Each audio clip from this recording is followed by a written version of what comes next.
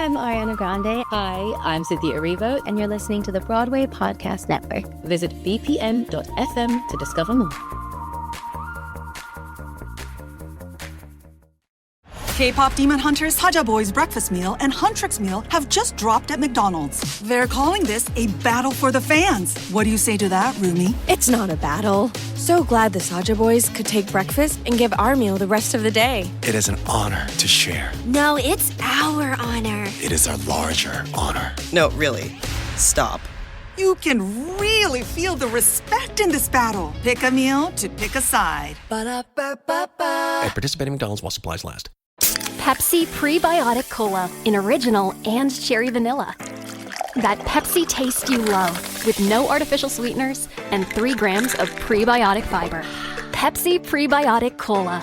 Unbelievably Pepsi. The SparkFile podcast may contain profanity and other adult content. Please use your discretion. When I bump into something that inspires me, I dump it in my spark file. Could be something that I want to make or how I want to be. I pump it in my spark file. I jump into my spark file. Let's open up the spark file.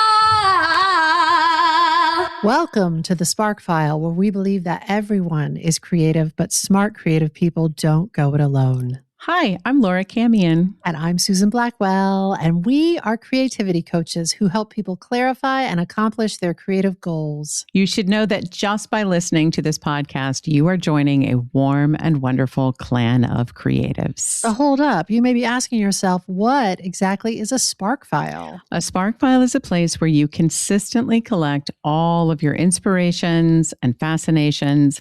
Every episode, we're going to reach into our very own Spark Files and exchange some sparks. And from time to time, you never know, we might talk to some folks who spark us too. You never know. And your mission, should you choose to accept it, is to take some of these sparks of inspiration and make something of your own. So without further ado, let's open up the Spark File. Hi, Laura Camion. Hi, Suze. Hi. Laura, where to begin with you? So many fun things have happened since the last time we recorded an episode of the podcast. So much. It's never a dull moment. Never a dull moment. There's been some groundbreaking cases in the courts where, these heads of social media have been slapped on the wrist for breaking the minds of the population. But hey, it's a little bit of progress. It's a little progress. It's true. It's yet another thing that we all know is addictive and bad for us, and yet is given to the public to give us free reign. Because we are free, we can now self-regulate to not tap into all of the things that are designed to get us addicted. Bon chance, everyone. Bon chance. That's right. On a happier news, I mentioned this to Laura, but if you're a listener to the podcast, you won't know this. I recently was lucky enough to go see Every Brilliant Thing starring Daniel Radcliffe on Broadway. So good. So this is a show. It's a one-person show that Daniel is starring in on Broadway, and it has a heavy audience participation component. And some of those audience participants simply say one word during the course of the show, and some say whole phrases, and some play parts, improvised parts. Do we know anyone who played an improvised part? Well, I was tapped to play a role. And when I was tapped to play the role, the very sweet Dan Radcliffe came out before the show and was like, hey, how do you feel about audience participation? And I was like, anything to help you. I'm so happy, friend. So I was put in this seat along with other audience members up on stage. But Dan said, out loud, it's just one little thing. And I was like, great, I've got you, brother. No. And then it turned out that it was a little more involved than that. But I think that the Spark File would have been proud. I think I did a good job in the role of Miss Patterson, the school librarian / guidance counselor. And I got some huge laughs. I got a huge laugh when they asked, Dan's character asked, what is my sock puppet's name? The little dog sock puppet. And I said POTUS, and the audience went crazy. Of course, referencing my own little dog, POTUS. POTUS had a moment. POTUS had a moment. But there's a fun follow-up to this story, Laura, which I haven't told you, which is what? I got a message from my friends, Dan and Marcia, who I worked with extensively at the Metropolitan Opera. Uh-huh. One of their friends is a Tony voter who happened to be in the audience that night, who immediately, upon the completion of the show, texted them to say, Susan Blackwell is back on Broadway in Every Brilliant Thing.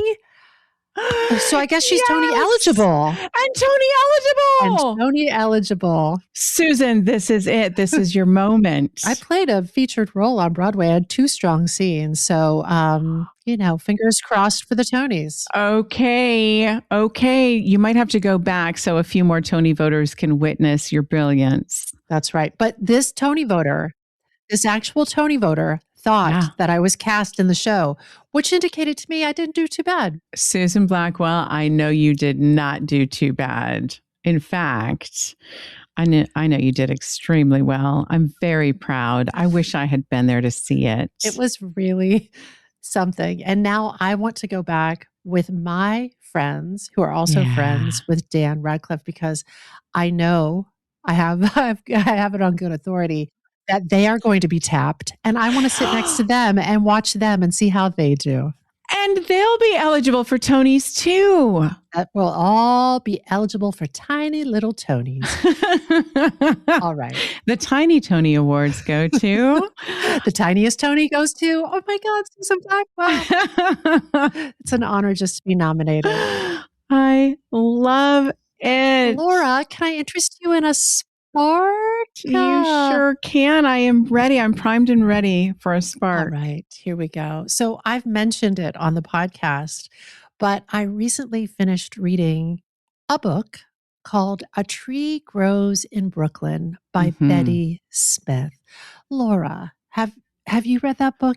We talked about this before, that I was pretty sure that I had, and yet every time I'm like, but I need to reread it. But every time you bring something specific up, I think, have I read that book? Because I don't recall it. So it was required reading long ago. But you're not sure if you actually did the reading. Did I do it? Did I read the crib notes? It is such a good book. It is such a wonderful book. Somehow I just had never intersected with it. I don't think it was ever required reading for me. And it's good. It's good.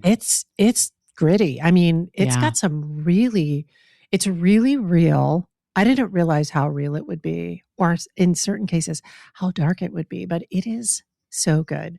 In case you haven't read the book, according to Wikipedia, A Tree Grows in Brooklyn. This is when I feel like I'm doing a book report. A Tree Grows in Brooklyn is a semi-autobiographical novel written by Betty Smith, originally published in 1943.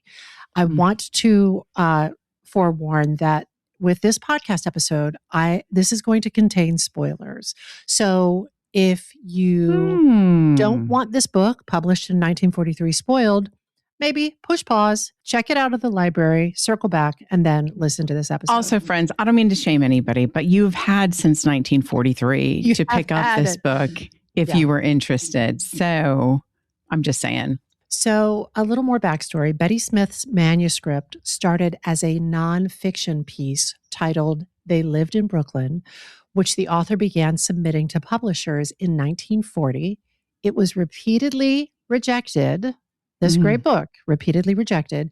And then Betty Smith sent it as an entry for a contest held by Harper and Brothers in 1942. At the editor's suggestions, Smith expanded and revised the piece, reclassified it as a novel, and changed the title. And it proved so popular upon its release that it went into a second printing even before the official publication date. Flash forward, in 2012, it was listed by the Library of Congress as one of the books that shaped America. Hey, that's impressive. I'm curious right now, does it show up on any like banned books, since we're banning so many of these important books? You know what, Laura? That is a great question. And I can imagine it would for because of some notable passages. And I didn't look that up. I don't know. I'm just curious. Yeah. Yep. Good question. So the story centers on a young girl named Francie Nolan, her father, Johnny, who is a singing waiter, her mother, Katie, who is a cleaning lady, and her little brother, Neely. But Francie is the central character. Before I listened to the book, which is read wonderfully by Kate Burton, I always thought the tree referenced in the title was like a big, beautiful oak tree or something classy like that. But let me read you just a passage from the beginning of the book.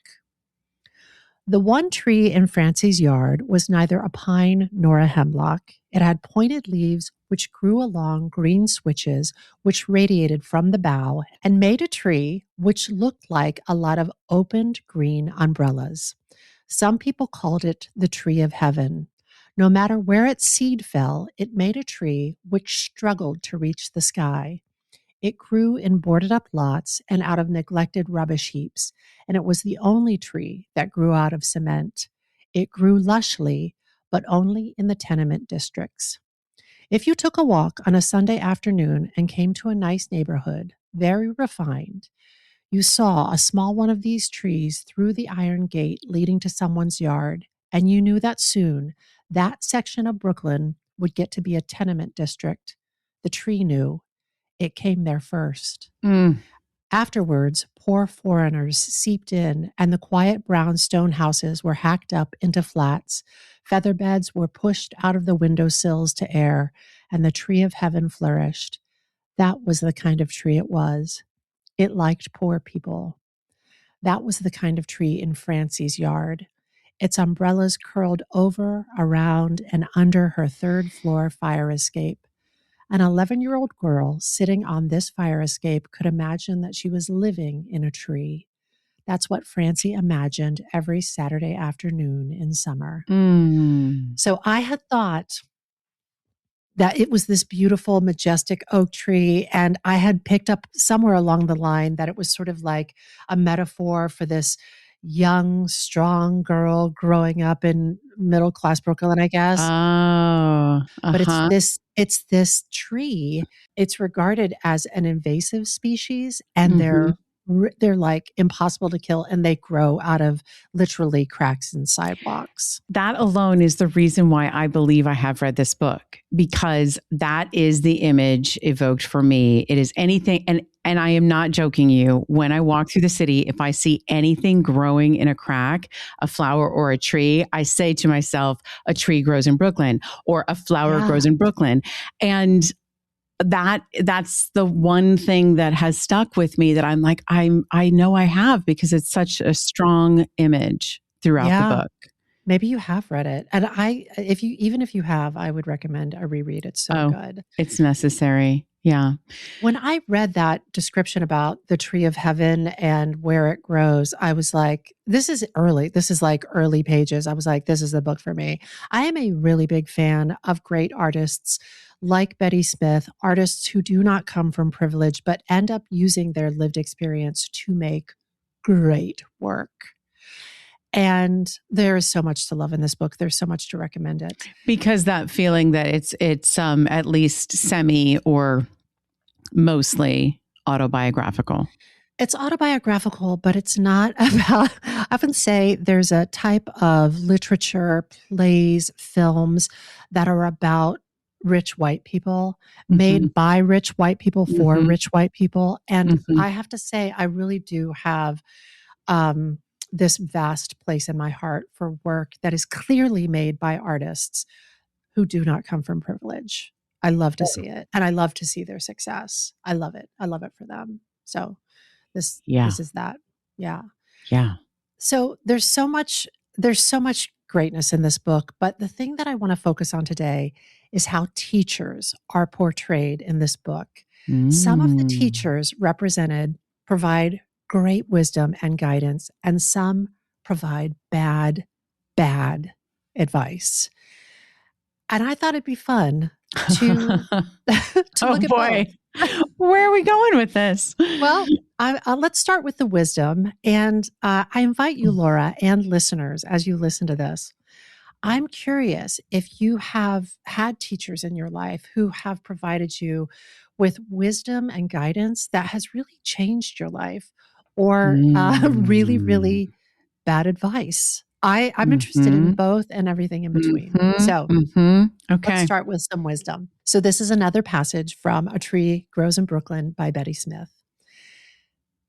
It was at a Thanksgiving time that Francie told her first organized lie, was found out, and determined to become a writer. The day before Thanksgiving, there were exercises in Francie's room. Each of 4 chosen girls recited a Thanksgiving poem and held in her hand a symbol of the day. One held an ear of dried up corn, another a turkey's foot, meant to stand for the whole turkey. A third girl held a basket of apples, and the fourth held a 5-cent pumpkin pie, which was the size of a small saucer. After the exercises, the turkey foot and corn were thrown into the wastebasket. Teacher set aside the apples to take home. She asked if anyone wanted the little pumpkin pie. 30 mouths watered. 30 hands itched to go up into the air, but no one moved. Some were poor, many were hungry, and all were too proud to accept charitable food. When no one responded, teacher ordered the pie thrown away. Francie couldn't stand it. That beautiful pie thrown away, and she had never tasted pumpkin pie. To her, it was the food of covered wagon people, of Indian fighters. She was dying to taste it. In a flash, she invented a lie, and up went her hand. I'm glad somebody wants it, said teacher. I don't want it for myself, lied Francie proudly. I know a very poor family I'd like to give it to. Good, said teacher. That's the real Thanksgiving spirit. Francie ate the pie while walking home that afternoon. Whether it was her conscience or the unfamiliar flavor, she didn't enjoy the pie. It tasted like soap. Oh, no. The Monday following, teacher saw her in the hall before class and asked her how the poor family had enjoyed the pie. They liked it a lot, Francie told her. Then, when she saw the teacher looking so interested, she embellished the story. This family has 2 little girls with golden curls and big blue eyes. And, prompted teacher, and they're twins. How interesting. Francie was inspired. One of them has the name Pamela and the other Camilla. These were names that Francie had once chosen for her non-existent dolls. And they are very, very poor, suggested teacher. Oh, very poor. They didn't have anything to eat for 3 days and just would have died, the doctor said, if I didn't bring them that pie. That was such a tiny pie, commented teacher gently, to save 2 lives. Francie knew then that she had gone too far. She hated whatever that thing was inside her that made her invent such whoppers. Teacher bent down and put her arms around Francie. Francie saw that there were tears in her eyes. Francie went to pieces, and remorse rose in her like bitter floodwaters. That's all a big lie, she confessed. I ate the pie myself. I know you did. Don't send a letter home, begged Francie, thinking of the address she didn't own. I'll stay after school every day, for I'll not punish you for having an imagination. Gently, teacher explained the difference between a lie and a story. A lie was something you told because you were mean or a coward. A story was something you made up out of something that might have happened, only you didn't tell it like it was. You told it like you thought it should have been. As teacher talked, a great trouble left Francie. Lately, she had been given to exaggerating things. She did not report happenings truthfully, but gave them color, excitement, and dramatic twists. Her mother, Katie, was annoyed at this tendency and kept warning Francie to tell the plain truth and to stop romancing. But Francie just couldn't tell the plain, undecorated truth. She had to put something to it. Although Katie had this same flair for coloring an incident, and her father, Johnny himself, lived in a half-dream world, yet they tried to squelch these things in their child. Maybe they had a good reason. Maybe they knew their own gift of imagination colored too rosily the poverty and brutality of their lives and made them able to endure it. Perhaps Katie thought that if they did not have this faculty, they would be clearer minded, see things as they really were, and seeing them, loathe them, and somehow find a way to make them better. Francie always remembered what that kind teacher told her. You know, Francie, a lot of people would think that these stories that you're making up all the time were terrible lies because they are not the truth as people see the truth. In the future, when something comes up, you tell exactly how it happened, but write down for yourself the way you think it should have happened. Tell the truth and write the story. Then you won't get mixed up. It was the best advice Francie ever got. Truth and fancy were so mixed up in her mind, as they are in the mind of every lonely child, that she didn't know which was which. But teacher made these two things clear to her. From that time on, she wrote little stories about things she saw and felt and did. In time, she got so that she was able to speak the truth, but with a slight and instinctive coloring of the facts. Francie was 10 years old when she first found an outlet in writing. What she wrote of was of little consequence. What was important was that the attempt to write stories kept her straight on the dividing line between truth and fiction. If she had not found this outlet in writing, she might have grown up to be a tremendous liar. I just love it. It reminds me so much, Laura, of my own great teachers who saw my little ways of being and pointed me in a good direction, who saw the things that I had a tendency toward or things that I was starting to have a passion about, and they encouraged it. And I'm just curious, Laura, do you have a teacher like that? I don't know if I've ever talked to you about this. Oh, I mean, of course I do have teachers like that. Thank God.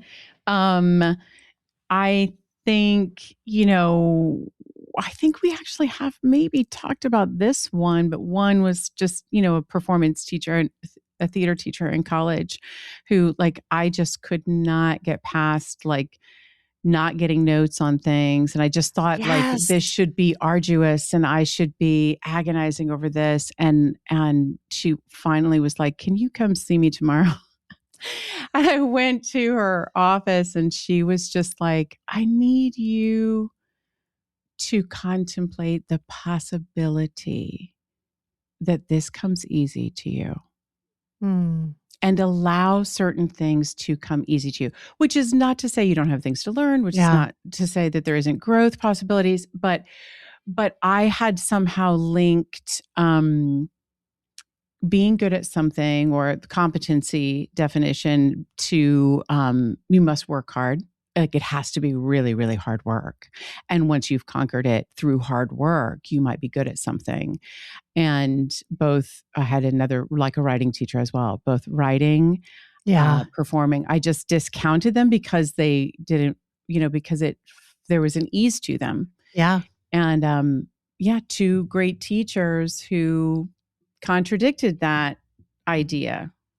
Yeah. Great advice. Great teachers giving great advice. Great teachers. And also, I am so fascinated by this excerpt that you shared because we just talked about whether this is autobiography or not. Autobiofictionography. Yeah. And I think question answered because you have to imagine she's literally telling us how she told these stories. She told the stories as she thought they should have happened Yes. and not necessarily what actually happened. And I'm sort of delighting in how she got that little message in the actual story itself. I'm obsessed with it. And I know I've talked about it in courses at the Spark File, but one of my great teachers, Linda Berry, taught me the phrase autobiofictionography, which is exactly what Betty Smith is describing here, which is it is autobiographical, but you give yourself the permission and the license to, even if you call it fiction, you give yourself the permission to shape it, to color it, just as Betty is describing.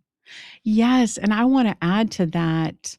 We had a teacher who came in and taught in the Spark File. She was a client and we've since had her back, but Meta Wagner, who teaches about like this very thing that we're talking about, writing, using our life experience as raw material.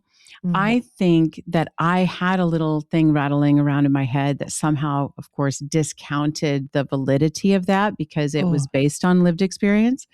And Meta Wagner was like, put a name to it, the sensitive soul who uses the craft of writing or creating of any kind to understand their own mind, to understand their own life, to give things meaning. And that was really useful to me because although I was already doing this, despite that thought rattling in my head, it helped me to realize like, oh, right. It's a perfectly valid creative choice to make and one that has a purpose, beyond itself. Yeah. Yeah. I love that. In this book, Betty Smith also captures a lesser teacher giving some really, really bad advice. So I would like to share that with you. Again, this is from A Tree Grows in Brooklyn by Betty Smith. Confirmation was over and Francie didn't have to go to instruction anymore. She had an extra hour daily, which she was devoting to the novel she was writing to prove to Miss Garnder, the new English teacher, that she did know about beauty. Since her father's death, Francie had stopped writing about birds and trees and my impressions. Because she missed him so, she had taken to writing little stories about him. She tried to show that, in spite of his shortcomings, he had been a good father and a kindly man. She had written 3 such stories which were marked C instead of the usual A. The 4th came back with a line telling her to remain after school. All the children had gone home. Miss Garnder and Francie were alone in the room with the big dictionary in it. Francie's last 4 compositions lay on Miss Garnder's desk. "What's happened to your writing, Frances?" asked Miss Garnder. "I don't know." "You were one of my best pupils. You wrote so prettily. I enjoyed your compositions, but these last ones," she flicked at them contemptuously. "I looked up the spelling and took pains with my penmanship, and I'm referring to your subject matter. You said we could choose our own subjects, but poverty, starvation, and drunkenness are ugly subjects to choose. We all admit these things exist, but one does not write about them." "What does one write about?" Unconsciously, Francie picked up the teacher's phraseology. "One delves into the imagination and finds beauty there. The writer, like the artist, must strive for beauty always." "What is beauty?" asked the child. "I can think of no better definition than Keats's. Beauty is truth. Truth, beauty." Francie took her courage into her 2 hands and said, "Those stories are the truth." "Nonsense," exploded Miss Garnder. Then, softening her tone, she continued, "By truth, we mean things like the stars always being there and the sun always rising and the true nobility of man and mother love and love for one's country," she ended anticlimactically. "I see," said Francie. As Miss Garnder continued talking, Francie answered her bitterly in her mind. "Drunkenness is neither truth nor beauty. It's a vice. Drunkards belong in jail, not in stories. And poverty, there is no excuse for that. There's work enough for all who want it. People are poor because they are too lazy to work. There's nothing beautiful about laziness. Imagine Mama lazy. Hunger is not beautiful. It is also unnecessary. We have well organized charities. No one need go hungry. Francie ground her teeth. Her mother hated the word charity above any word in the language, and she had brought up her children to hate it too. Now, I'm not a snob, stated Miss Garnder. I do not come from a wealthy family. My father was a minister with a very small salary. But it was a salary, Miss Garnder. And the only help my mother had was a succession of untrained maids, mostly girls from the country. I see. You were poor, Miss Garnder, poor with a maid. Many times we were without a maid, and my mother had to do all the housework herself. And my mother, Miss Garnder, has to do all her own housework, and yes, 10 times more cleaning than that. I wanted to go to the state university, but we couldn't afford it. My father had to send me to a small denominational college. But admit you had no trouble going to college. And believe me, you're poor when you go to such a college. I know what hunger is too. Time and again, my father's salary was held up, and there was no money for food. Once we had to live on tea and toast for 3 days. So you know what it is to be hungry too. But I'd be a dull person if I wrote about nothing but being poor and hungry, wouldn't I? Francie didn't answer. Wouldn't I? Repeated Miss Garnder emphatically. Yes, ma'am. Now, your play for graduation. She took a thin manuscript from her desk drawer. Some parts are very good indeed. Other parts, you've gone off. For instance, she turned a page. Here, Fate says, "And youth, what is thy ambition?" And the boy answers, "I would be a healer. I would take the broken bodies of men and mend them." Now that's a beautiful idea, Francis, but you spoil it here. Fate says, "That's what thou wouldst be, but see, this is what thou shalt be. Light shines on an old man soldering bottom of ash can. Old man. Ah, once I thought to be a mender of men. Now I'm a mender of—" Miss Garnder looked up suddenly. You didn't by any chance mean that to be funny, did you, Francis? Oh, no, ma'am. After our little talk, you can see why we can't use your play for graduation. I see. Francie's heart all but broke. Now, Beatrice Williams has a cute idea. A fairy waves a wand, and girls and boys in costume come out, and there's one for each holiday in the year, and each one says a little poem about the holiday he represents. It's an excellent idea, but unfortunately, Beatrice cannot write rhymes. Wouldn't you like to take that idea and write the verses? Beatrice wouldn't mind. We can put a note on the program that says the idea comes from her. That's fair enough, isn't it? Yes, ma'am, but I don't want to use her ideas. I want to use my own. Well, that's commendable, of course. Well, I won't insist. She stood up. I've taken all this time with you because I honestly believe that you have promise. But now that we've talked things out, I'm sure you'll stop writing these sordid little stories. Sordid. Francie turned the word over. It was not in her vocabulary. What does that mean? Sordid. What did I tell you? When you don't know a word, sing-song Miss Garnder drolly. Oh, I forgot. Francie went over to the big dictionary and looked up the word. Sordid. Filthy. Filthy. She thought of her father wearing a fresh dicky and collar every day of his life and shining his worn shoes as often as twice a day. Dirty. Papa had his own mug at the barber shop. Base. Francie passed that up, not knowing exactly what it meant. Gross. Never. Papa was a dancer. He was slender and quick. His body wasn't gross. Also mean and low. She remembered 101 little tendernesses and acts of thoughtfulness on the part of her father. She remembered how everyone had loved him so. Her face got hot. She couldn't see the next words because the page turned red under her eyes. She turned on Miss Garnder, her face twisted with fury. Don't you ever dare use that word about us. Us? Miss Garnder said blankly. We were talking about your compositions. Why, Frances! Her voice was shocked. I'm surprised. A well-behaved girl like you. What would your mother say if she knew you had been impertinent to your teacher?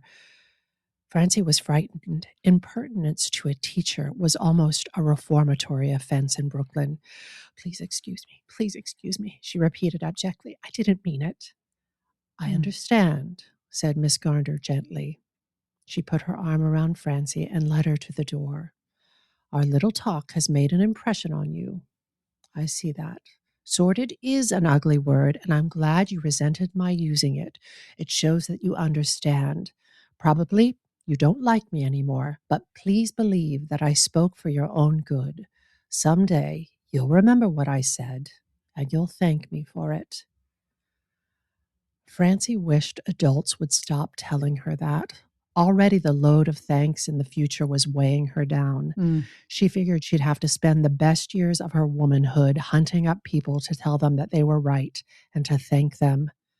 Miss Garnder handed her the sorted compositions and the play, saying, when you get home, burn these in the stove. Apply the match to them yourself, and as the flames rise, keep saying, I am burning ugliness. I am burning ugliness. Oh, my God. Can you imagine? No. First of all, this makes me emotional. Yeah. I know people who have had terrible creative teachers.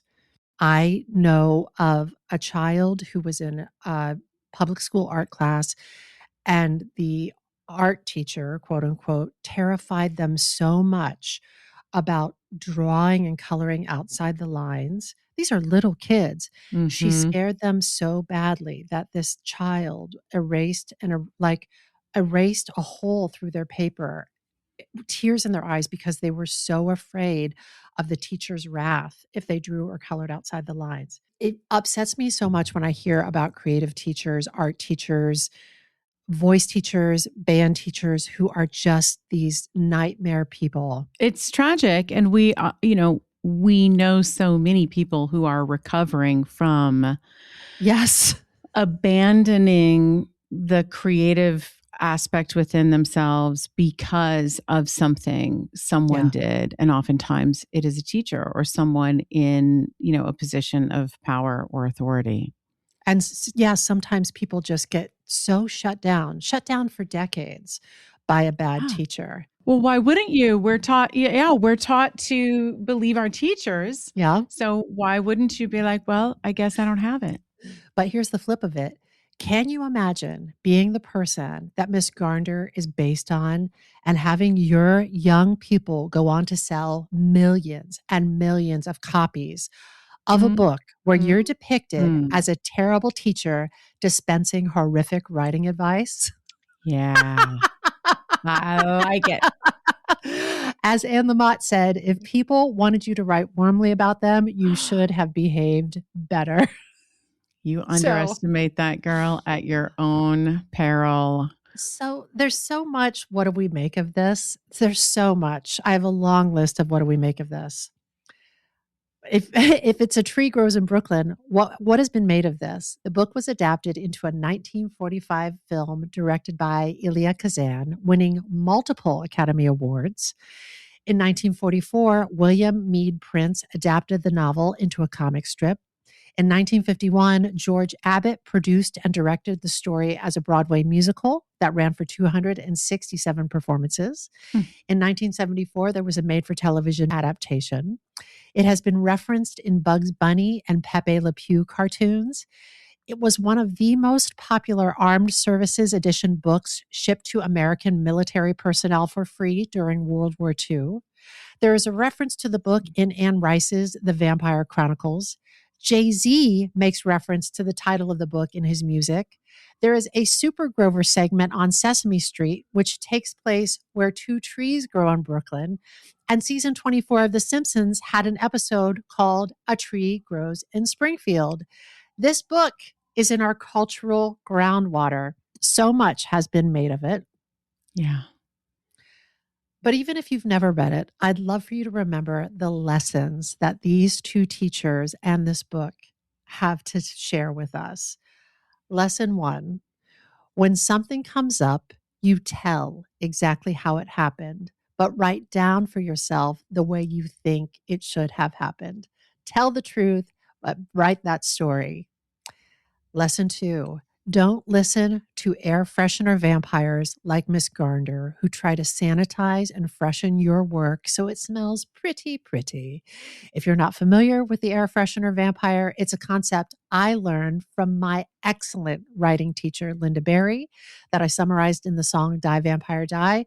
To quote myself, if the air freshener vampire smells something unpleasant in what you're creating, she'll urge you to psst it with some pine fresh smell 'em ups. The air freshener vampire doesn't want you to write about bad language, blood, or blowjobs. She wants you to clean it up and clean it out, which will leave your work toothless, gutless, and crotchless, but you'll be left with 2 tight paragraphs on kittens that your Meemaw would be so proud of. You look at that air freshener vampire in her fucking face and you say, die, vampire, die. Yeah. Lesson number 3, if you are a creative teacher, be a good creative teacher who fosters creative sanctuary for your students. Don't encourage them to lop off parts of their self-expression. Don't force them into coloring within the lines that you're comfortable with. Be a good creative teacher. And lesson number 4, if you're a student, no matter your age, if you're a student, learn the difference between a teacher that's good for you and your creativity and a teacher who is not. And super bonus, if you can, be like Betty Smith and prove your bad teachers wrong by creating one of the best loved creative works ever. And that is my spark, with a deep bow to Betty Smith and A Tree Grows in Brooklyn. Thank you, Betty. And thank you, Susan. Thank you for reminding us all of the genius of this book, and to get out there. If we haven't read it, let's pick it up. I'm excited for you to read it, Laura. No pressure. But if you want to, we can have a little book club. I am certain that I have, and I'm going to reread it for sure. But in these passages today, I'm like, yeah. Yes, we had to read it. In my Kansas upbringing, it was required reading. Not in Ohio, apparently. Not where I went to school, but at one point it must have been, because you said it made this list of books that made America. Yeah, it had such an enormous cultural impact. Yeah. Oh, I can see why. And those lessons are spot on. We're all old enough now. We can discern and we can decide like who to listen to and whose voice to repeat in our heads, because humans are fallible, teachers are fallible, and we don't have to listen to the one that hurt us the most. We can listen to the ones that encouraged us and saw the genius in us. Amen, Laura. Put them on repeat. Amen. Susan, thank you for this beautiful spark. Thanks for being here for it. I think that's it. This episode of The Spark File was made on the lands of the Lenape and the Mohican people. And as always, we hope this put another bunch of sparks in your file. Listen to me. If there's a spark you'd like us to explore, or if you'd like to learn more about how to coach with us to accomplish your creative goals, because I can assure you, we are good creative teachers, you can email us at getcreative@thesparkfile.com or reach us through our website, thesparkfile.com. We will even happily take your feedback, but you know the price of admission. First, you need to share a creative risk that you have taken recently. You can follow us on social at The Spark File, and be sure to subscribe, rate, and 5-star review this podcast. It really does help other listeners to find us. Also, if you like this podcast, we hope you'll share it with people that you love. And if you didn't like it, Sing it with me. Die, vampire, die. Oh, if something lights you up and gets your creative sparks flying, we're writing you a forever permission slip to make that thing that's been knocking at your door. It's your turn to take that spark and fan it into a flame. You know, you got to take it and make it. When I bump into something that inspires me, I dump it in my spark file. Could be something that I want to make or how I want to be. I pump it in my spark file. I jump into my spark file. Let's open up the spark file.